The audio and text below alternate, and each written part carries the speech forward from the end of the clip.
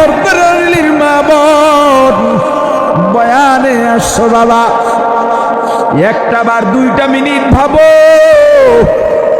এই যে আমি হাঁটি চলি এর মধ্যে আজরাইল এসে পড়বে, এসে পড়বেই কেমন হবে আজরাইল জানি না, হঠাৎ এসে আমাকে নিয়ে যাবে। ওই কবরে একা কেমনে থাকবো, ওই কবরে কেমনে থাকা যায়? যদি বাসায় কেউ না থাকে, এক রুমে একা থাকতে ভয় লাগে, অন্য অন্য রুমের বাতিগুলো জ্বালায় রাখি ভয়ের কারণে। আর ওই কবরে একা জায়গায় বিছানা নাই, এখন শীতের দিন, ঘরের মধ্যে কত ল্যাপ তোষক জাজিম কম্বল আছে। এখন যদি মারা যায়, কম দামি 3খানা পাতলা কাপড়ের প্যাকেট বানাইয়া এমন একটা জায়গায় রাখবে, জায়গাটা ভিজা, ডানে মাটি বামে মাটি, নিচেও মাটির বিছানা। ওই কবরের চেয়ে ভয়ঙ্কর অন্ধকার পৃথিবীতে আর কিচ্ছু নাই। এজন্যে মাঝে মাঝে বসো আর চিন্তা করো, দুনিয়ায় কয়দিন বাঁচবো জানি না। কত মানুষ মারা যায়, গত মাসে দেখো কয়েকদিন আগেও ডেঙ্গুর কি বলে মহামারীতে বাংলাদেশে বহু যুবকও মারা গেছে। আমার 22 বছর বয়সী ভাগ্নি মারা গেছে ডেঙ্গুতে। এরে টেকনাফের যুবক, একটু চিন্তা মাথার থেকে ইয়াবা ফলাইয়া আল্লাহর ভয় ঢুকাও, মাদককে লাথি মেরে আল্লাহকে ভয় করো আমার ভাই। কত মানুষ বিদেশে যায়, ফিরে কথা কয় না। সন্তান 5 বছর দেশের বাইরে, মায়ের ভালো লাগে না, বাবার ভালো লাগে না, বাবা কথা বলে, সন্তান 5 বছরে 10টা ঈদ চলে গেল, বাবা এবার বাড়ি আয়, কতদিন বাঁচবো জানি না, আমাদের সঙ্গে ঈদ করবি। সন্তানও বলল, বাবা ঠিক আছে, এবার ঈদ তোমাদের সঙ্গে টেকনাফে করব, তোমাদের বাজার করতে হবে না, আমি আসার সময় তোমার আর মায়ের জন্য বাজার নিয়ে আসব, ভাই বোনের জন্য বাজার নিয়ে আসব। মাও খুশি, বাবাও খুশি। বাবা বন্ধুদের আড্ডায় যান, নামাজ পড়ে বের হন, চায়ের স্টলে যান, সব জায়গায় সন্তান নিয়ে প্রশংসা করেন আর আনন্দ করেন, খুশি প্রকাশ করেন। আমার সন্তান 5 বছর পরে দেশে আসবে, এই 10টা ঈদে তুমি তোমার সন্তানকে নিয়ে ঈদগাহে গেছো। আমি ডানে বামে তাকায় তাকায় আমার সন্তানকে খুঁজতাম, বড় অসহায় লাগতো। এবারের ঈদের ঈদগাহে আমার পাশের যায় নামাজটা থাকবে আমার কলিজার টুকরা সন্তানে। মা গল্প করে বেড়ান, আমার সন্তান আসবে, বান্ধবীদের সঙ্গে বলে বেড়ান, আমাদের বাজার নিয়ে আসবে। 25-26 রোজা সন্তান ফোন দিয়ে বলে, মা আমি আগামীকাল সন্ধ্যায় বাংলাদেশের এয়ারপোর্টে নামব, ও মা তোমাদের সঙ্গে সারি খাবো। এয়ারপোর্টে নেমে সব কাজকর্ম সারতে সারতে রাত 9টা-10টা বেজে গেছে বলে, মা লা জিদ্দা ওয়ালা নিদ্দা ওয়ালা হাদ্দা লিমাওলা, লা জিদ্দা ওয়ালা নিদ্দা ওয়ালা হাদ্দা লিমাওলা, আল আনা কামা কানা ওয়ালাম ইয়ালকাজ ওয়ালা,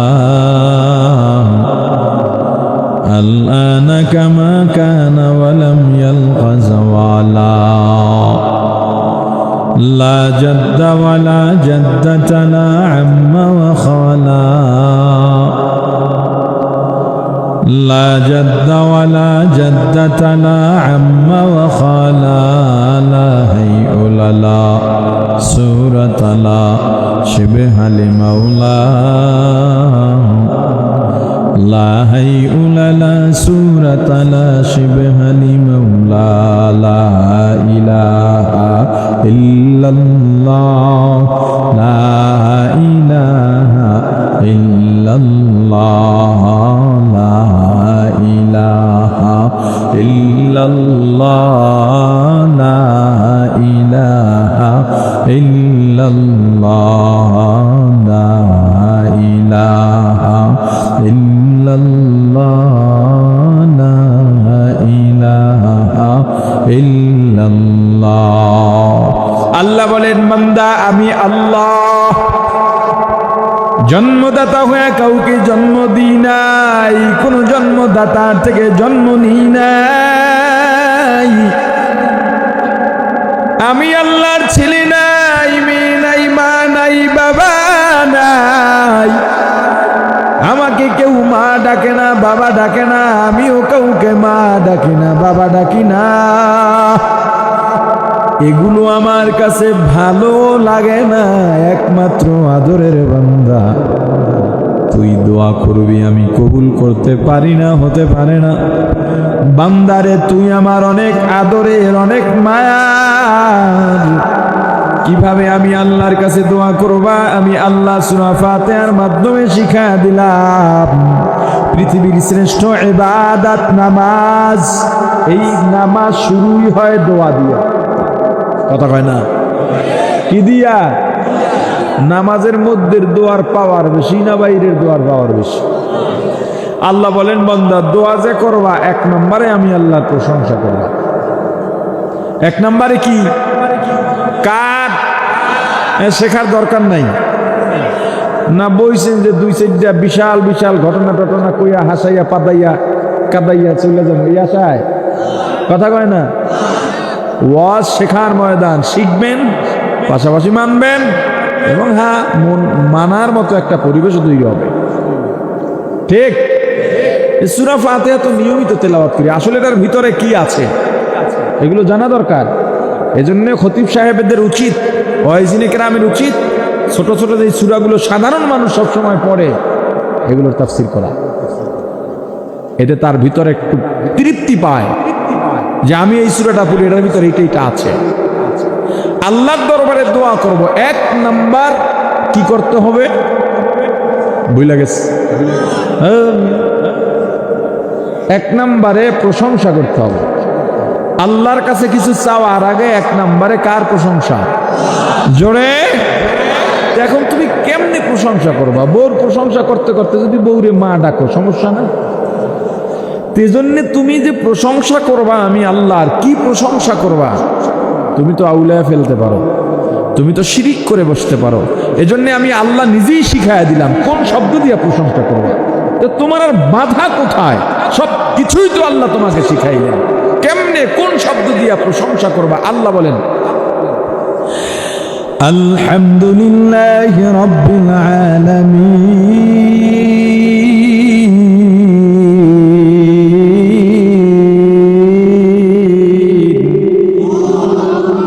সমস্ত প্রশংসা কার? জোরে বলেন কেমন আল্লাহ? যে আল্লাহ সমগ্র জগতের প্রতিপালক। বান্দা তুমি আমি আল্লাহর দরবারে দোয়া করবা,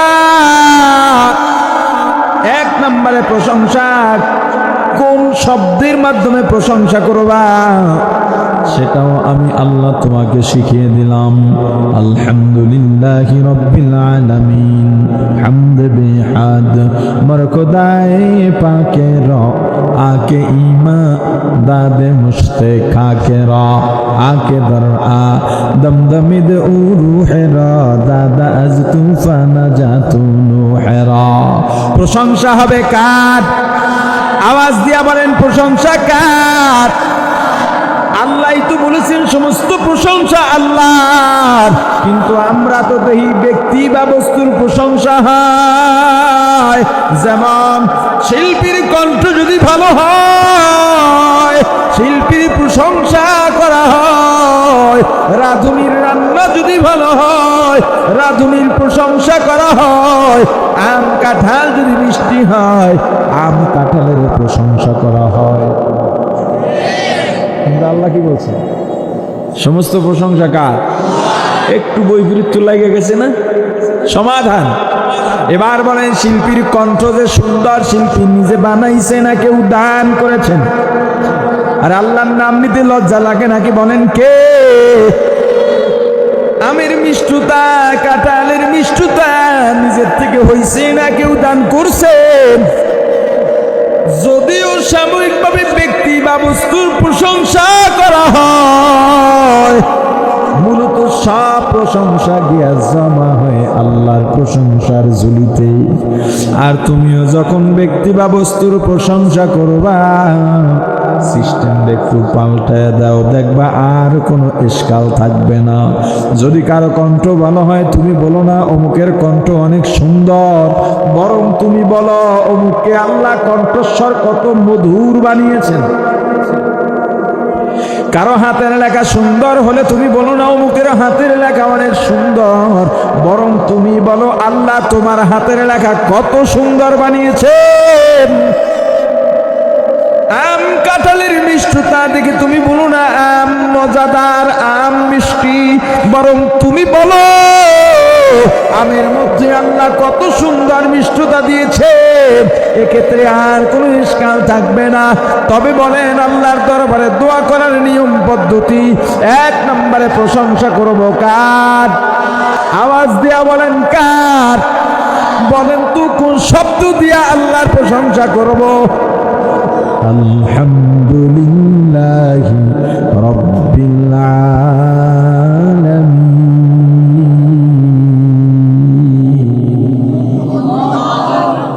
আল্লাহ বলেন বান্দা 1 নম্বরে প্রশংসা হয়ে গেল খুব সংক্ষেপে। এবার 2 নম্বর তোমার করণীয়, আমি আল্লাহর গুণগান গাইবা। কোন শব্দ দিয়া গাইবা এটাও তো তোমার জানা নাই, এইটাও আমি আল্লাহ শিখা দিলাম। আর রহমানির রহিম,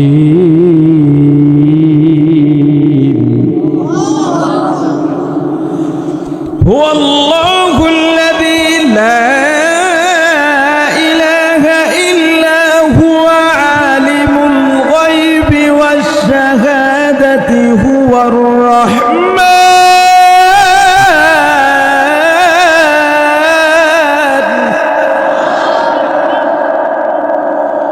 والرحمن الرحيم،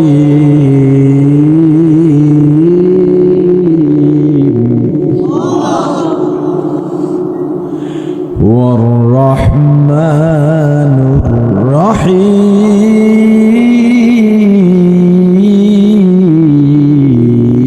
الرحيم.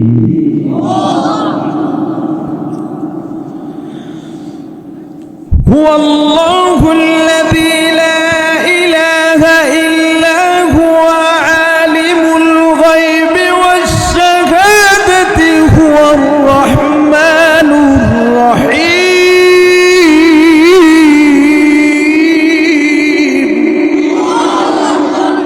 هو الله الذي لا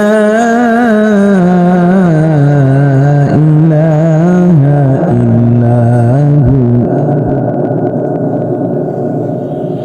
هو الله الذي لا إله إلا هو الملك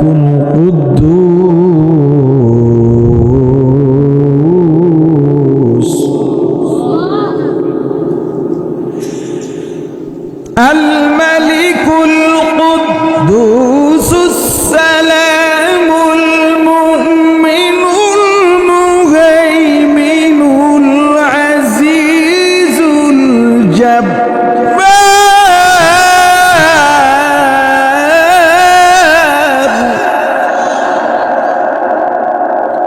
المتكبر سبحان الله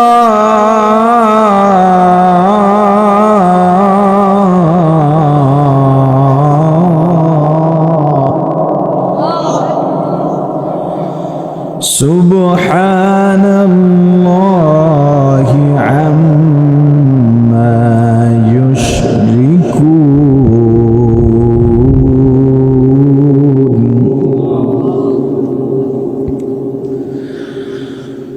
هو الله الخالق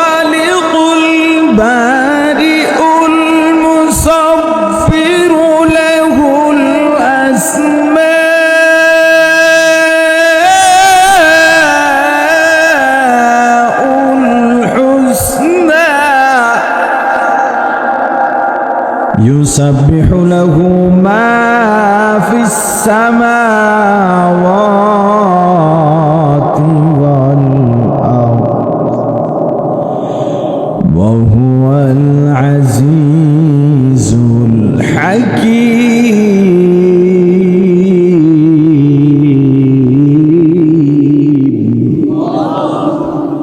বান্দা, এক নম্বরে আমি আল্লাহর প্রশংসা করছো, দুই নম্বরে আমি আল্লাহর প্রশংসার তো শেষ নেই, যত মনে চায় করতে পারো। আমি আল্লাহর গুণগানেরও শেষ নেই। কোরআনে আমি আল্লাহ আমার নিজের গুণগান লিখে দিয়েছি, আমার প্রশংসা বহু করেছি। আল্লাহু লা ইলাহা ইল্লা হুয়াল হাইয়ুল কাইয়্যুম লা তাখুযুহু সিনাতুন ওয়ালা নাওম কুল হুয়াল্লাহু আহাদ আল্লাহুস সামাদ লাম ইয়ালিদ ওয়া লাম ইউলাদ ওয়া লাম ইয়াকুল লাহু কুফুয়ান আহাদ। বান্দা, আমি আল্লাহর প্রশংসা, পরিচয় আর গুণাগুণের শেষ নাই। কিন্তু যেই নামাজে দাঁড়ায়া সূরা ফাতিহার মাধ্যমে তুমি দোয়া করবা, সেখানে আমি আল্লাহ মুলাখাস শব্দ লাগায়া দিছি। এক নম্বরে প্রশংসা করবা, কি দিয়া প্রশংসা করবা? আলহামদুলিল্লাহি রাব্বিল আলামিন। দুই নম্বরে আমি আল্লাহর গুণগান করবা, আর রহমানির রহিম।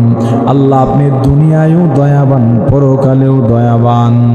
আল্লাহ আপনার দয়া ছাড়া দুনিয়ার কেউ দুনিয়ায়ও চলতে পারে না, পরকালেও নাজাত পাবে না। দুনিয়ার দয়া আম, সাধারণ, জেনারেল। দুনিয়ায় মুসলিমও দয়া পায়, অমুসলিমও দয়া পায়, নেককারও দয়া পায়, নাফরমানও দয়া পায়। দুনিয়ায় সবার উপরে যদি আল্লাহর দয়া না থাকতো, তাহলে এই দুনিয়ার কাফির বেদিনরা আল্লাহর পানি পাইতো না, আল্লাহর সূর্যের আলো পাইতো না। প্রাণের ভাই আমার, কিয়ামতের ময়দানে আল্লাহর অনেকগুলো রূপ হবে। কখনো কখনো কহার নামের রূপ, কখনো রহমান রহিমের রূপ, কখনো সত্তার গফফারের রূপ। সব সময় আল্লাহর কাছে দোয়া করো, আল্লাহ কিয়ামতের ময়দানে আপনার কহার রূপের সামনে ফলাইবেন না। ও আল্লাহ, আপনার দয়া রূপের সামনে হাজির করাইবেন। আল্লাহ আপনার গফফার ও সত্তার রূপের সামনে হাজির করাইবেন। যদি কাহার রূপের সামনে পড়ে যায়, ওয়ামান ইয়ামাল মিসকালা যাররাতিন শাররান ইয়ারা। এক যাররা গুনাহ যদি হয়, নাজাত পাওয়ার কোনো উপায় থাকবে না। আর যদি আল্লাহর দয়া রূপের সামনে পড়ে যায়, একজনের একটা নেকের অভাবে জাহান্নামের ফয়সালা হয়ে গেছে। জাহান্নামীর হাতে পায়ে জাহান্নামের আগুনের শিকল লাগাইয়া জাহান্নামের ফেরেশতা জাহান্নামের দিকে নিয়ে যায়। ওই জাহান্নামী বারবার আল্লাহর কুরসির দিকে ফিরে ফিরে তাকাবে। আল্লাহর তো তখন দয়ার রূপ, আল্লাহর তখন ক্ষমার রূপ, গুনাহ গোপন করার রূপ। আল্লাহ বান্দাকে ডাকবেন, এ ফেরেশতারা ওরে নিয়ে এদিকে আয়। সামনে দাঁড়াবে, আল্লাহর দয়ার রূপ। আল্লাহ বলবেন, বান্দা জাহান্নামের ফয়সালা হয়ে গেছে, এরপরও ফিরে ফিরে আমার দিকে কেন তাকাও? বান্দা বলবে, আল্লাহ আপনি তো রহমানুর রহিম, দয়ার সাগর। আল্লাহ একটা নেকের অভাবে জাহান্নামে যাইতেছি, এজন্য আপনার দয়ার দিকে ফিরে ফিরে তাকাই। আল্লাহ বলবেন, বান্দা আমারও মন চায় না একটা গুনার জন্য তোকে জাহান্নামে দেব। দেখ ফাঁক ফোকে কোন নেক রয়ে গেছে নি? দেখ রাস্তা দিয়া হাঁটতেছ, রাস্তার মধ্যে একটু প্যাক কাদা আছে, মানুষজন লাভ দিয়াও যাইতে পারে না। একটা কদম একটা পা ওই কাদার মধ্যে দেওয়া লাগে। তুই বাড়িতেও যাস নাই, বাড়ির থেকে ইট আনা লাগে নাই, তক্তা আনা লাগে নাই, রাস্তার পাশে একটা তক্তা পাইছো, তক্তাটা প্যাক কাদার মাঝখানে রেখে দিছ। এখন আর মানুষের কাদায় পা দেওয়া লাগে না, ওই তক্তা বা ইটের উপরে পা রেখে যায়, পায়ে কাদা লাগে না, শুকনো ভাবে যায়। বলে আল্লাহ কোনো আমল বাকি নাই। দেখ বৃষ্টির দিনে ছোট্ট একটা বিড়ালের বাচ্চা ভিজতে ভিজতে তোর সামনে দিয়া যায় আর ম্যাও ম্যাও করে ডাকে, তুই বাচ্চাটাকে ঘরে উঠে সুন্দর করে মুছে খাবার দিয়া সুস্থ বানায় ছেড়ে দিস। আল্লাহ এমনও কোনো আমল নাই। আল্লাহ বলবেন তাহলে যা, মায়ের কাছে যা, বাবার কাছে যা, ভাইয়ের কাছে যা, বোনের কাছে যা, ছেলে মেয়ের কাছে যা, স্ত্রীর কাছে যা। বান্দা জবাব দিয়া বলবে আল্লাহ আপনি তো ঘোষণা করে দিয়েছেন, ইয়াউমা ইয়াফিরুল মারউ মিন আখিহি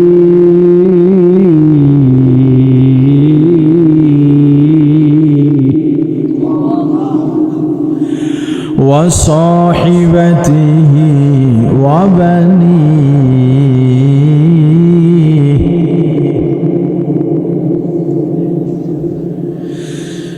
يوم يفر المرء من أخيه وأمه وأبيه وصاحبته وبنيه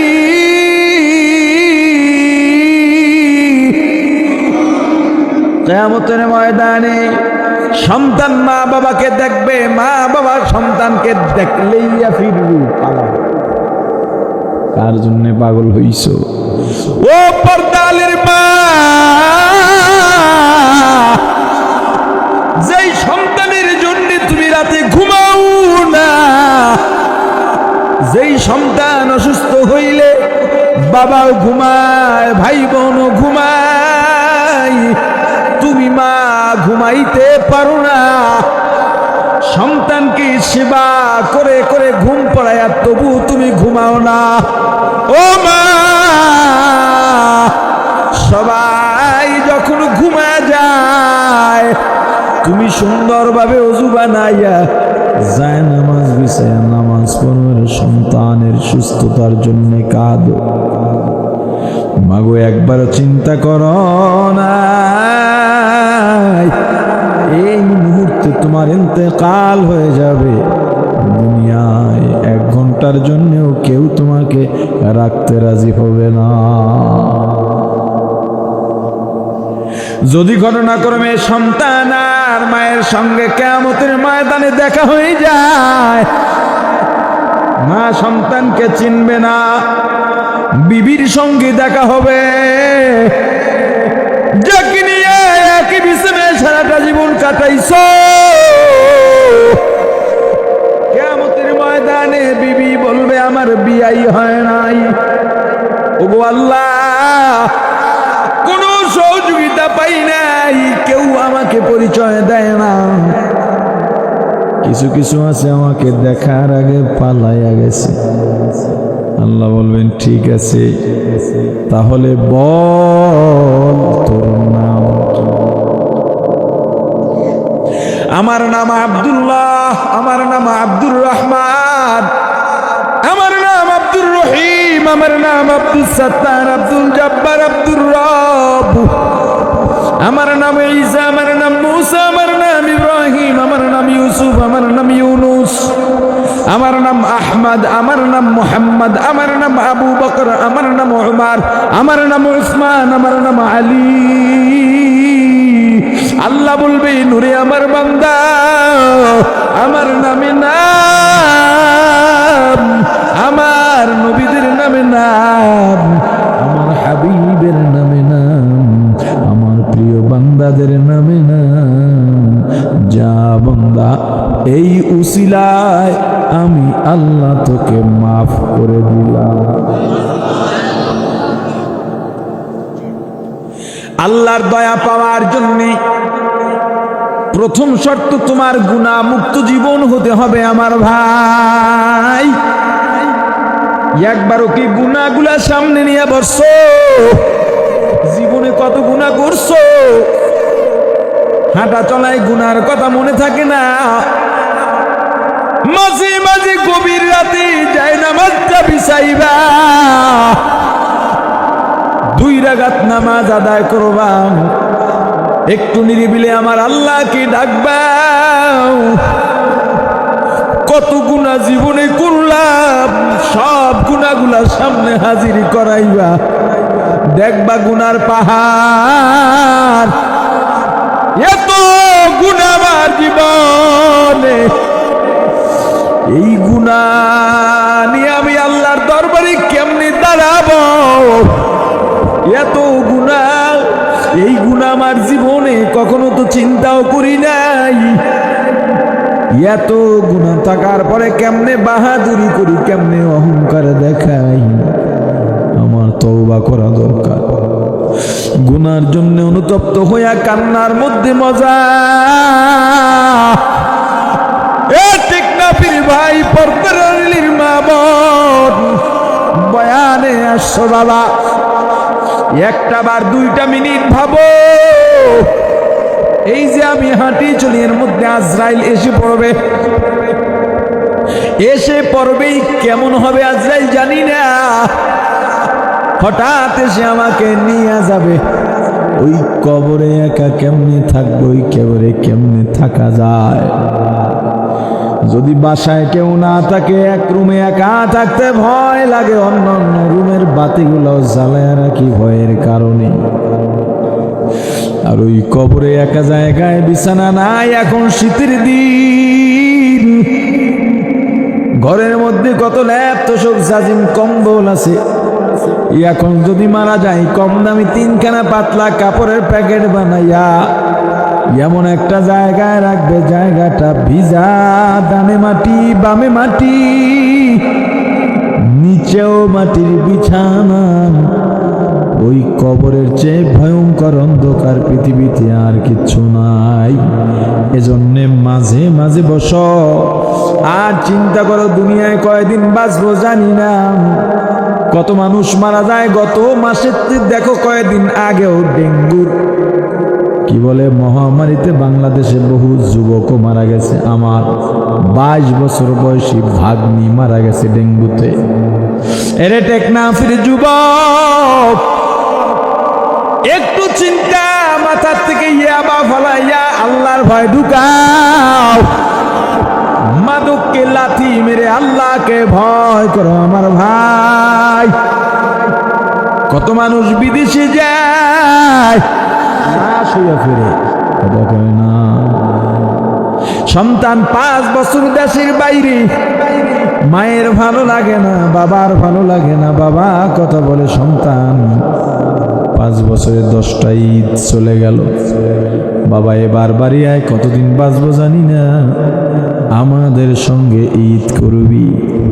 সন্তানও বলল, বাবা ঠিক আছে, এবার ঈদ তোমাদের সঙ্গে টেকনাফে করব।